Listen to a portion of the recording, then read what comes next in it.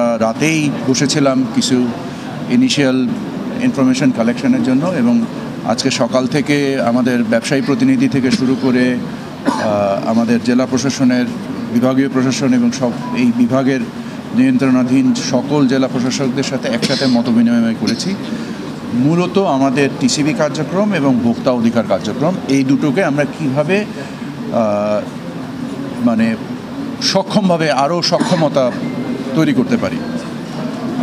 আমার ধারণা সচিব সাহেব যে ব্যাখ্যাগুলো আপনাদেরকে দিয়েছেন তার সাথে খুব বেশি কিছু যোগ করার নাই। আমরা আমাদের যে 1 কোটি মানে পরিবারকে আমরা টিসিবির যে কার্যক্রম আছে এবং বাজার মনিটরিংয়ের জন্য যে ভোক্তা অধিকারের যে কার্যক্রমগুলো আছে এগুলোকে আমরা খুব ফাংশনালি করতে চাই। আপনাদেরকে অসংখ্য ধন্যবাদ জানাই, আপনারাও সঠিকভাবে তথ্যগুলো তুলে ধরছেন বিভিন্ন কার্যক্রম সম্বন্ধে। আপনারা দেখেছেন যে বাজারে বেশ কিছু পণ্যে অলরেডি একটা পজিটিভ অবস্থান তৈরি হয়েছে। অলরেডি পেঁয়াজের দাম কমতে শুরু করেছে। আশা করি আলুর দামও শীঘ্রই নেমে আসবে।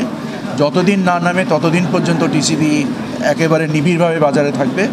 টিসিবি 350 ট্রাক কার্যক্রম পরিচালনা করছে। এটাকে খুবই দ্রুত আমরা 400 ট্রাকে ওঠানোর চেষ্টা করছি এবং 400 জনে আমরা ওঠানোর চেষ্টা করছি এবং আমরা অতদিন পর্যন্ত থাকবো যতদিন পর্যন্ত বাজারে একটা স্বস্তিজনক অবস্থার পরিপূর্ণভাবে না চলে আসে।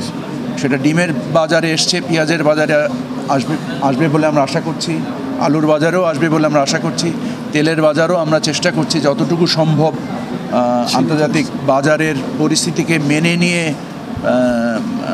আমরা এটাকে সহনশীল করার জন্য। আপনারা জানেন যে সামগ্রিকভাবে জাতীয় রাজস্ব বোর্ডের সহায়তায় আমরা বিভিন্ন পণ্যের শুল্ক কর হ্রাস করেছি। শিয়া বাটার ও ভিটামিন ই সমৃদ্ধ lily glam beauty soap. Lily always beautiful.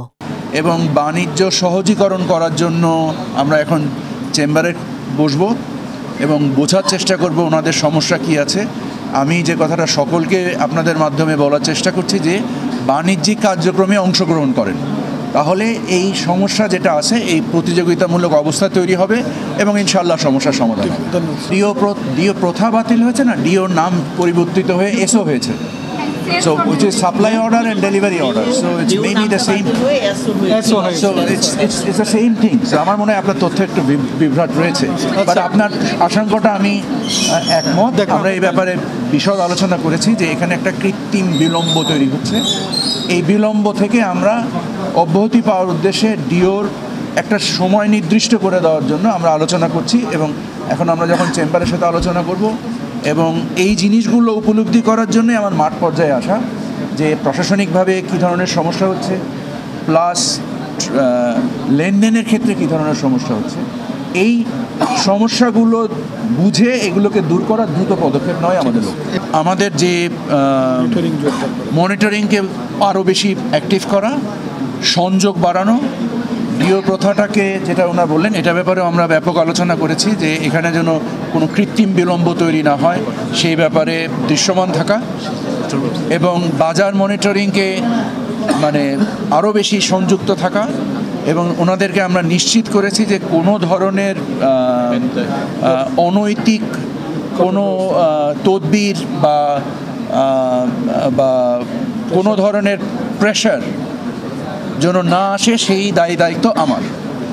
এটা আমি ওনাদেরকে নিশ্চিত করেছি এবং ওনারাও ওনাদের যে সামগ্রিক কার্যক্রম পরিচালনা করছে, আপনারা নিশ্চয়ই দেখছেন যে ভোক্তা অধিকার অনেক কার্যক্রম চালাচ্ছে এবং ওনারা আরও সংযুক্ত থেকে আমার ট্রেড আন্ডারস্ট্যান্ডিং আমি ওনাদের সাথে শেয়ার করেছি। সো ওনারা ওগুলোকে সংযুক্ত করে আশা করি যে ওনারা আরও বেশি কর্মক্ষম পদক্ষেপ নিতে সক্ষম। ভোক্তা অধিকার তো শুধু ওইখানেই জরিমানার প্রসঙ্গটা প্রাসঙ্গিক হয়ে আসে যেখানে আপনি পণ্যটা কিনতে যান, কষ্টটা আপনার হয়।